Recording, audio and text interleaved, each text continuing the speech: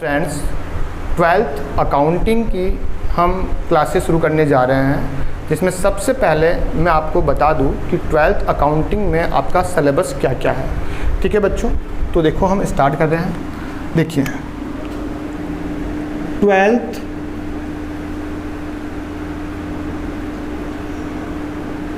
Accounting की जब मैं बात करूं तो इसको दो भागों में बांटा गया है। इसके सिलेबस को दो पार्ट में बांटा गया है, जिसमें सबसे पहले मैं बात करूं तो पहला जो पार्ट रहेगा आपका वो रहेगा पार्टनरशिप का। किसका रहेगा बच्चों? पार्टनरशिप का। ठीक है। और जो सेकंड पार्ट रहेगा वो रहेगा बच्चों आपका कंपनी का। ये लो, ये कंपनी। ठीक है।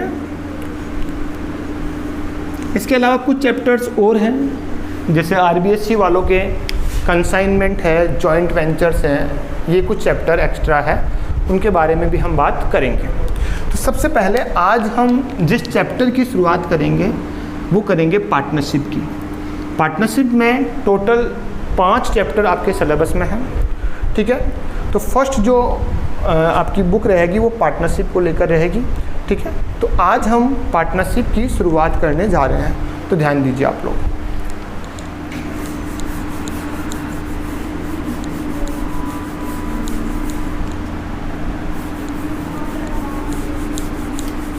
चलिए शुरुआत करते हैं ना। हेडिंग लगाते हैं। सबसे पहला चैप्टर नाम है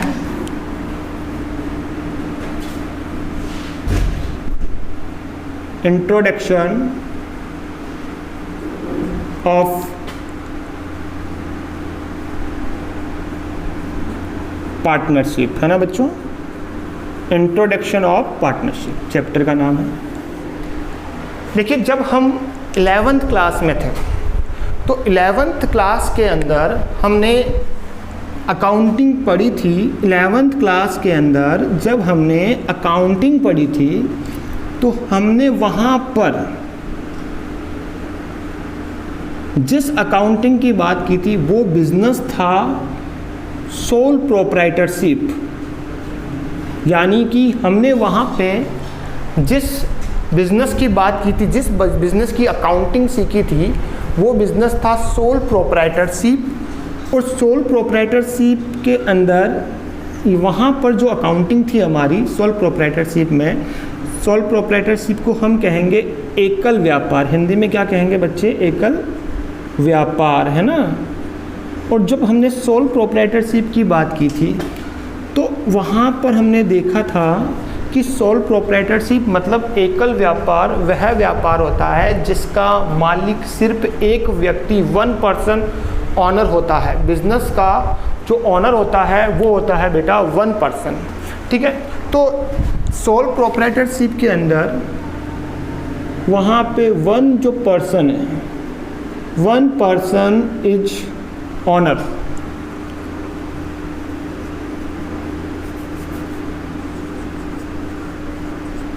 ऑफ द बिजनेस।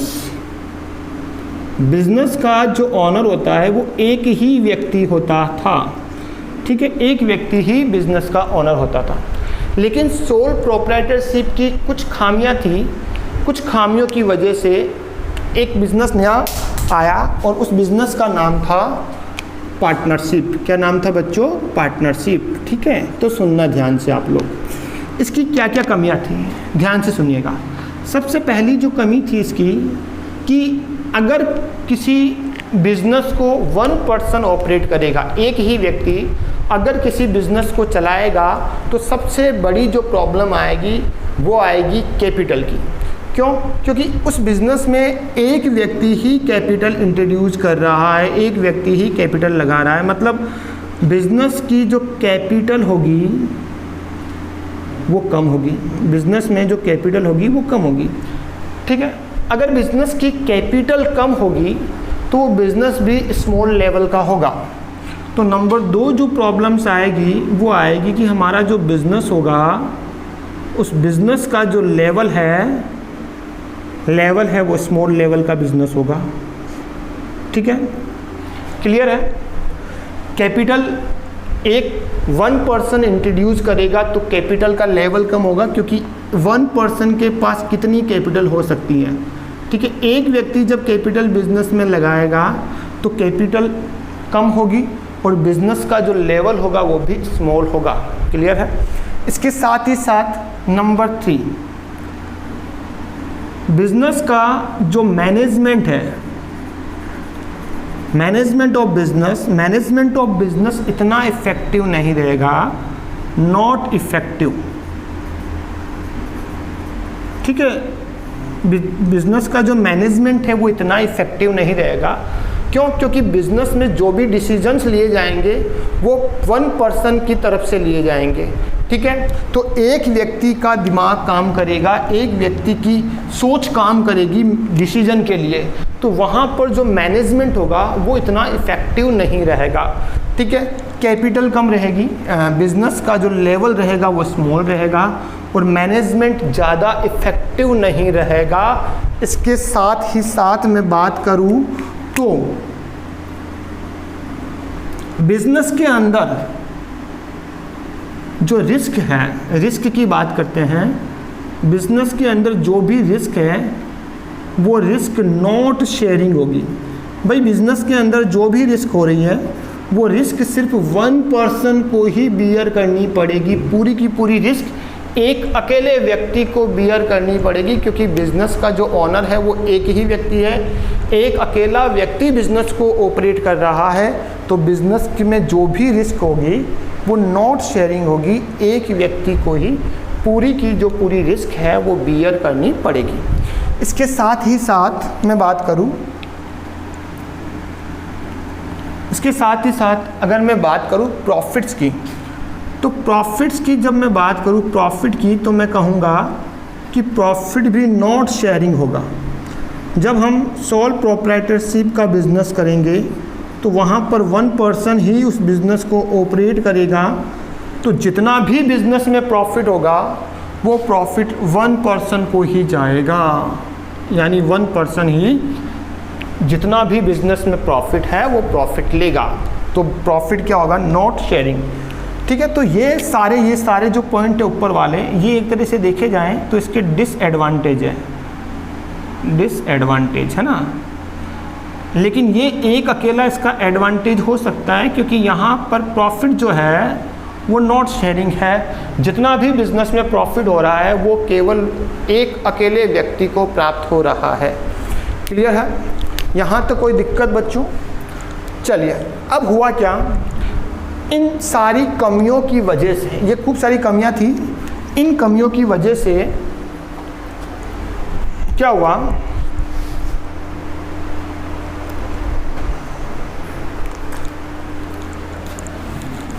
सुनिएगा आप, आगे देखते हैं।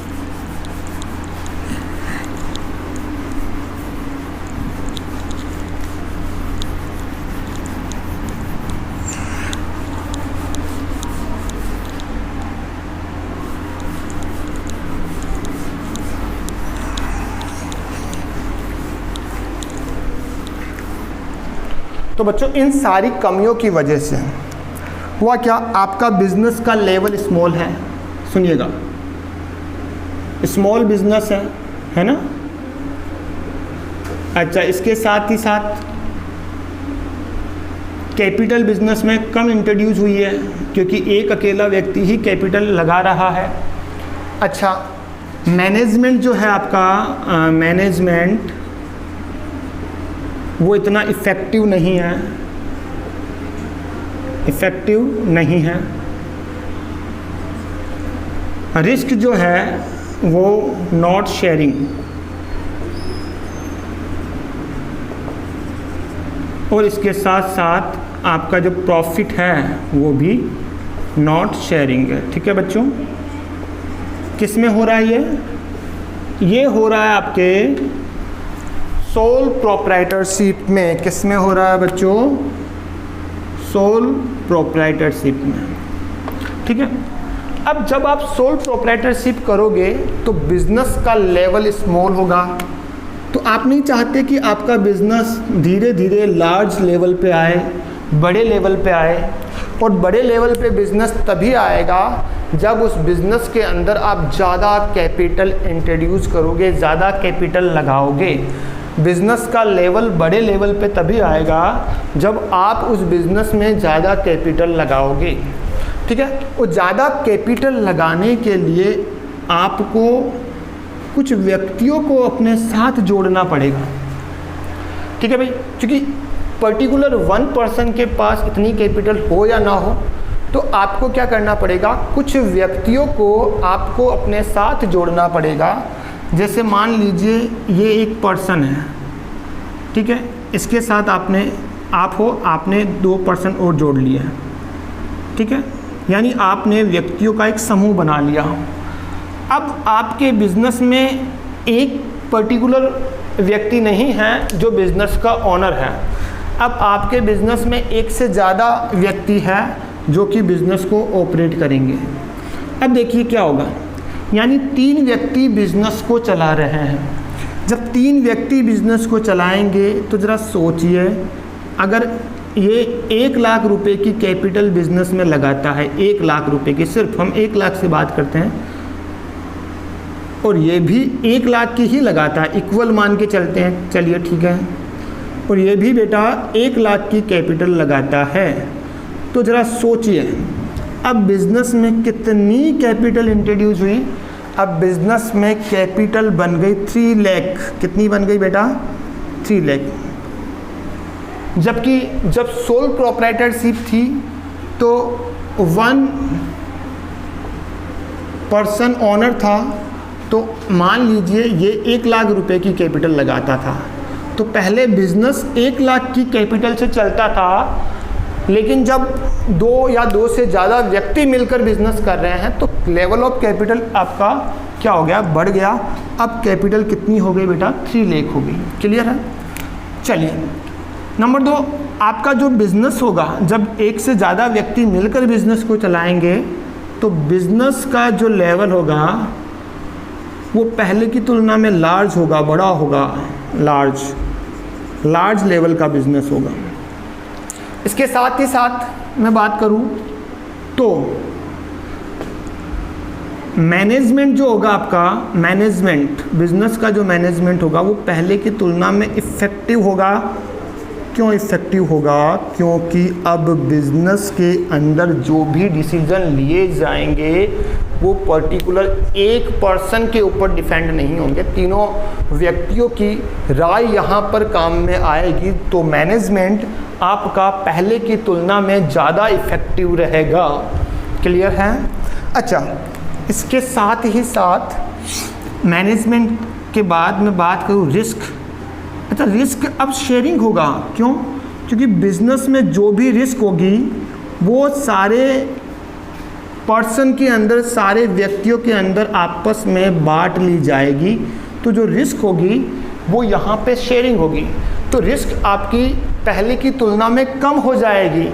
क्यों? क्योंकि पहले बिजनेस में जो रिस्क हुआ करती थी वो रिस्क जो है वो पर्टिकुलर एक ही व्यक्ति को बियर करनी पड़ती थी, लेकिन अब रिस्क पहले की तुलना में कम इसलिए हो जाएगी क्योंकि अब रिस्क 3 भागों में बढ़ जाएगी।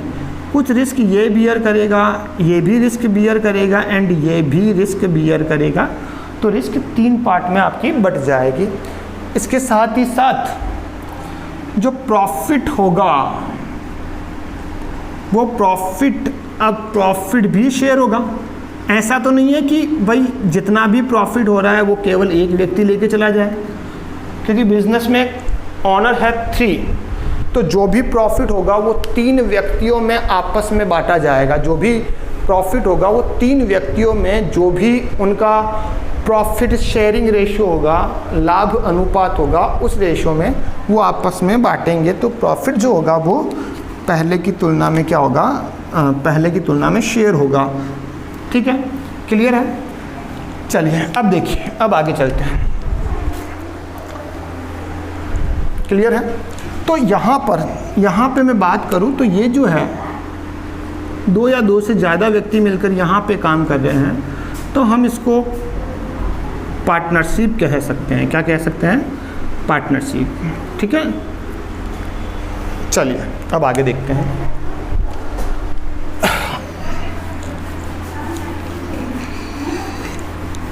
ये तो थी कि पार्टनरशिप की शुरुआत कैसे हुई। ठीक है बच्चों, अब हम आगे चलते हैं और आगे हमारा रहेगा कि हम पार्टनरशिप की डेफिनेशन के बारे में बात करते हैं।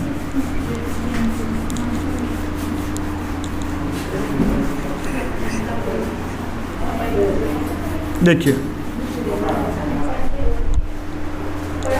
चलिए हम बात करते हैं डेफिनेशन ऑफ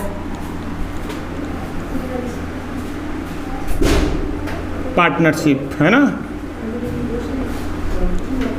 पार्टनरशिप की क्या डेफिनेशन है, सुनिएगा जरा। मैंने कहा इसमें दो या दो से अधिक व्यक्ति होते हैं। ठीक है, तो सबसे पहले हम लिखते हैं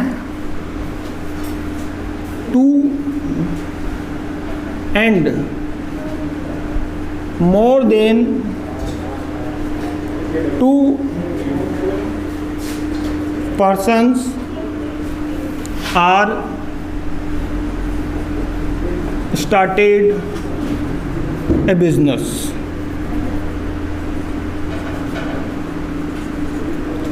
For the earning profit, for the earning profit for legal purpose.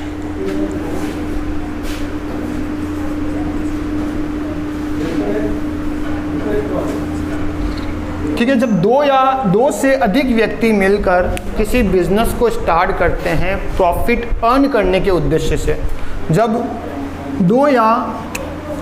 दो से अधिक व्यक्ति मिलकर किसी बिजनेस को स्टार्ट करते हैं for the earning profit for legal purpose. Purpose आपका कैसा होना चाहिए, लीगल मतलब वैधानिक उद्देश्य। वैधानिक उद्देश्य से किसी बिजनेस को चलाते हैं लाभ कमाने के उद्देश्य से। ठीक है, तो वो बिजनेस कहलाता है, इट्स कॉल्ड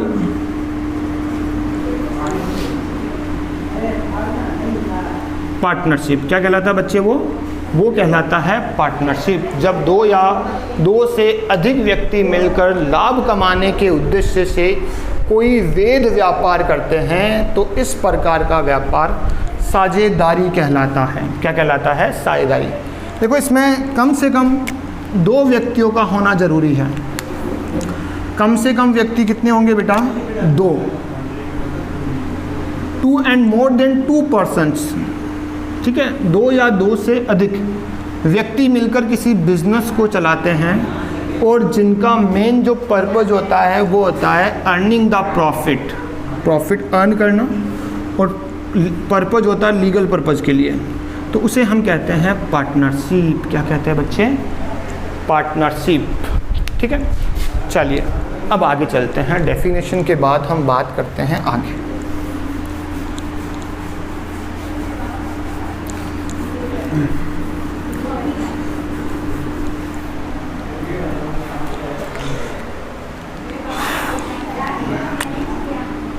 देखिए, बिजनेस में एक फर्म में तीन व्यक्ति है, ए, बी एंड सी। समझना इस चीज़ को, ए, बी एंड ये सी। यानी एक फर्म में तीन साझेदार मिलके साझेदारी चला रहे हैं। अब जरा सोचिए, जब फर्म की बात आती है तो फर्म में एक से ज़्यादा पार्टनर्स होते हैं, एक से ज़्यादा व्यक्ति होते हैं, और जहाँ पर एक से ज़्यादा व्यक्ति मौजूद होंगे वहाँ पर उनके बीच में किसी टॉपिक को लेके, किसी बात को लेके खटपट भी हो सकती है। ठीक है, छोटी मोटी बातों के लेके उनके बीच में वाद विवाद उत्पन्न हो सकते हैं। तो उन वाद विवादों को निपटाने के लिए एक एक्ट बनाया गया, एक कानून बनाया गया जिसका नाम रखा इंडियन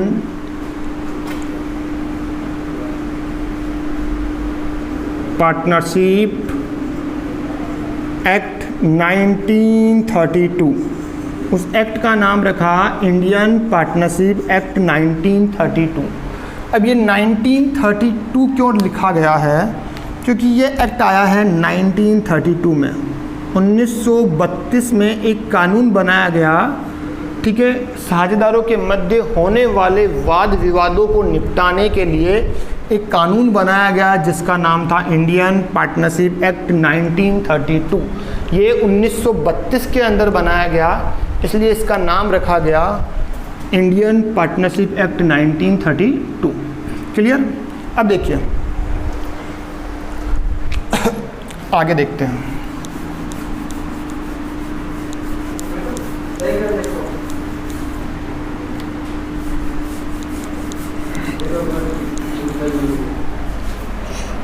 अब चलते हैं आगे और अगला जो टॉपिक लेते हैं वो लेते हैं पार्टनरशिप डीड।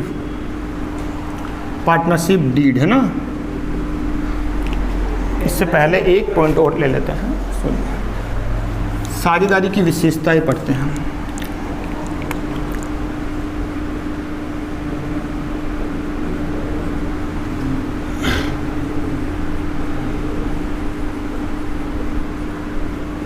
पार्टनरशिप की विशेषताएं, ठीक है, विशेषताएं सुनिएगा। सबसे पहली जो विशेषता है पार्टनरशिप की, नंबर 1, देखो इसमें कम से कम minimum 2 and more than 2 person होते हैं। 2 and more than 2 person है ना, 2 या 2 से अधिक व्यक्ति। तो सबसे पहली बात ये आती है कि सर कम से कम 2 व्यक्ति होते हैं, ठीक है, लेकिन मैक्सिमम कितने हो सकते हैं, अधिकतम व्यक्तियों की कितनी लिमिटेशन है। कम से कम कितने हो सकते हैं, मिनिमम जो पर्सन होंगे इसमें वो होंगे 2, लेकिन जब बात आती है कि भाई मैक्सिमम कितने हो सकते हैं, मैक्सिमम नंबर ऑफ पर्सन, तो मैक्सिमम बेटा हो सकते हैं 50 पर्सन्स हो सकते हैं। कम से कम 2 व्यक्ति और मैक्सिमम हो सकते हैं 50। ये 50 भी किसके according, according to Indian company act के हिसाब से, कंपनी एक्ट 2013 के अनुसार अधिकतम व्यक्तियों की संख्या हो सकती है 50। कितनी हो सकती है बेटा, 50। कम से कम 2 व्यक्ति और अधिकतम व्यक्तियों की संख्या हो सकती है 50, वो भी किस एक्ट के according, according to Indian company act 2013। अब बात ये आती है कि सर जो इंडियन पार्टनरशिप एक्ट 1932 है, इंडियन पार्टनरशिप एक्ट जो 1932 है वो मैक्सिमम पर्सन के बारे में क्या कहता है। भाई ये तो एक्ट कौन सा है, ये तो 2013 एक्ट है। कौन सा है बच्चों, 2013, और ये कंपनी का एक्ट है। लेकिन जो पार्टनरशिप के लिए जो एक्ट बना हुआ है वो तो है इंडियन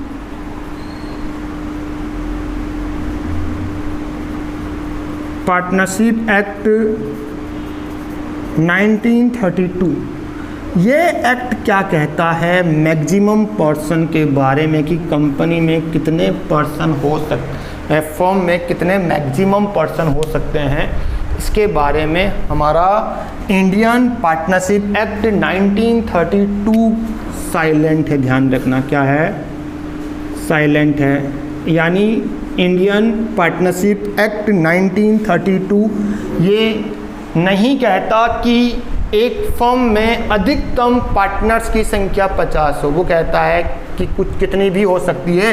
लेकिन जो कंपनी एक्ट 2013 है, जो कंपनी एक्ट 2013 है वो कहता है कि पार्टनरशिप में अधिकतम पार्टनर्स की जो संख्या है, नंबर ऑफ पर्सन जो है वो 50 हो सकते हैं। 50 मैक्सिमम पर्सन होंगे, इससे ज़्यादा पर्सन नहीं होंगे। क्लियर हो गया। चलिए अब हम बात करते हैं नेक्स्ट जो इसकी विशेषता है उसकी बात करते हैं। ध्यान दीजिए आप,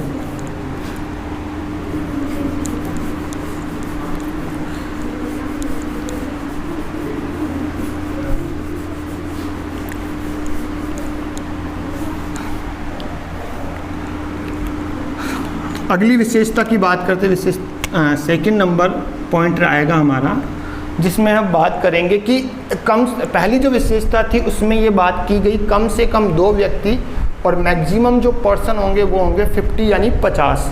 नंबर 2, बिजनेस का करने का जो पर्पज़ रहेगा वो क्या रहेगा बच्चों?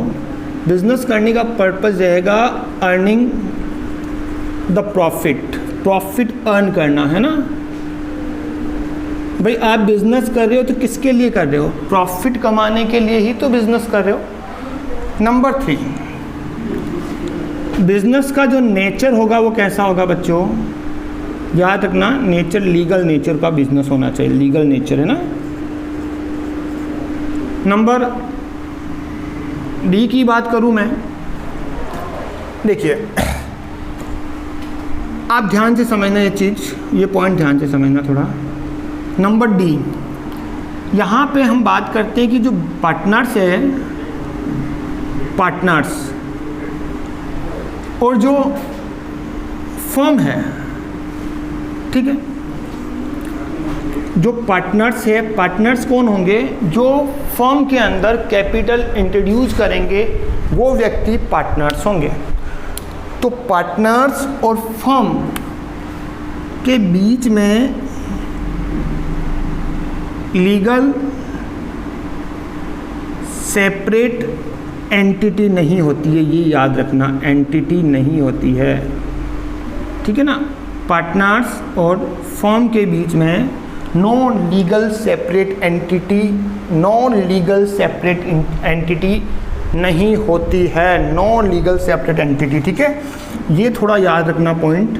क्यों नहीं होती है? क्योंकि जितने भी पार्टनर्स होते हैं फर्म में, यहाँ बताता हूँ, जैसे ये पार्टनर है ए, ये है बी, ये है सी और ये है डी, 4 पार्टनर्स हैं। जितने भी पार्टनर्स होते हैं फर्म में, उनके बीच में प्रिंसिपल और एजेंट का रिलेशन होता है। जो पार्टनर्स होते हैं उनके बीच में आपस में एक दूसरे के बीच में प्रिंसिपल और एजेंट का रिलेशन होता है। ये ए जो पार्टनर है, ये अगर प्रिंसिपल की भूमिका में है तो ये एजेंट की भूमिका में होगा, ठीक है। अगर ये प्रिंसिपल की भूमिका में है तो ये एजेंट की भूमिका में होगा। अगर ये प्रिंसिपल की भूमिका में है तो ये एजेंट की भूमिका में होगा, और अगर ये प्रिंसिपल की भूमिका में है तो ये एजेंट की भूमिका में होगा। इट मीन्स ये प्रिंसिपल है तो ये जो भी आदेश देगा वो इसे भी मानना पड़ेगा, इसे भी मानना पड़ेगा, इसे भी मानना पड़ेगा, इसे भी मानना पड़ेगा। ये जो आदेश देगा इसकी बात इसे भी माननी पड़ेगी, इसे भी माननी पड़ेगी, इसे भी माननी पड़ेगी, ठीक है, इसे भी माननी पड़ेगी, ठीक है। तो जो पार्टनर्स होते हैं उनके बीच में प्रिंसिपल और एजेंट का रिलेशन होता है। कैसा रिलेशन होता है बेटा? प्रिंसिपल एंड एजेंट का रिलेशन होता है, ठीक है। तो एक तो हो गया नो लीगल सेपरेट एंटिटी, और एक हो जाएगा रिलेशन बिटवीन द पार्टनर्स। कैसा रिलेशन होगा? प्रिंसिपल एंड एजेंट का रिलेशन होगा इनके बीच में। कैसा रिलेशन होगा बेटा? प्रिंसिपल और एजेंट का रिलेशन होगा। इसके साथ ही साथ नेक्स्ट जो विशेषता है उसकी मैं बात करूं तो देखिए आप,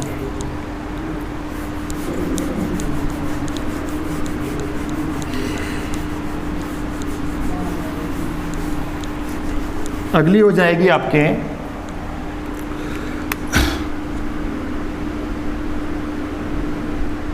पार्टनर्स जो है, पार्टनर्स की जो लायबिलिटीज होती है फर्म के अंदर, पार्टनर्स की जो लायबिलिटीज होती है वो अनलिमिटेड होती है। कैसी होती है? अनलिमिटेड, यानी कि असीमित लायबिलिटीज होती है। पार्टनर्स की फर्म में जो लायबिलिटीज होती है वो होती है असीमित। इससे क्या तात्पर्य है सुनिएगा आप लोग। जैसे मान लीजिए एक फर्म है, इस फर्म में ए, बी और सी इन्होंने कैपिटल लगा रखी है इसमें, मान लीजिए इसने 1 लाख की कैपिटल लगा रखी है, इसने 1 लाख की कैपिटल लगा रखी है, इसने भी 1 लाख की कैपिटल इसमें लगा रखी है। ये इनकी हो गई बेटा कैपिटल, क्या हो गई बच्चों, कैपिटल। ठीक है, अब मान लो कि ये जो फर्म है इसके ऊपर कर्जा हो गया, ये इंसॉल्वेंट हो गई, लोग इनसे 4.5 लाख रुपए मांग रहे हैं। कितने मांग रहे हैं बेटा, 4.5 लाख रुपए इनसे मांग रहे हैं। तो जरा सोचिए, क्या जबकि फर्म के पास कितने लाख रुपए पड़े हैं, 3 लाख रुपए है फर्म के पास, तो 1 लाख इसका, 1 लाख इसका, 1 लाख इसका, तो फर्म ये 3 लाख रुपए का कर्जा तो उतार सकती है, क्योंकि 3 लाख रुपए तो फर्म के पास ABC के पड़े हैं। लेकिन जो 1.5 लाख रुपए होंगे इनका क्या होगा, क्योंकि टोटल कर्जा कितना है हमारा, टोटल 4.5 लाख का कर्जा है, उसमें से 3 लाख का कर्जा तो उतर जाएगा, लेकिन जो 1.5 लाख का कर्जा है वो भी A, B और C को उतारना पड़ेगा, और इसके लिए ये अपने घर से अमाउंट लेकर आएंगे और फर्म को देंगे, और फर्म ये कर्जा फिर उतारेगी। तो यहाँ पर बात ये आती है कि पार्टनर्स की जो लायबिलिटीज़ है वो 3 लाख तक ही सीमित नहीं है। पार्टनर्स की लायबिलिटीज़ 3 लाख तक ही सीमित नहीं है बेटा, पार्टनर्स की जो लायबिलिटीज़ है वो अनलिमिटेड है। क्यों अनलिमिटेड है, क्योंकि यहाँ पे 1.5 लाख रुपए जो एक्सेस रहते हैं वो 1.5 लाख रुपए भी A, B और C को चुकाने पड़ेंगे। क्लियर हो गया। तो फर्म के अंदर जो पार्टनर्स होंगे उनकी जो लायबिलिटीज होगी वो अनलिमिटेड होती हैं। क्लियर हो गया। इसके बाद नेक्स्ट रहेगा अपना पॉइंट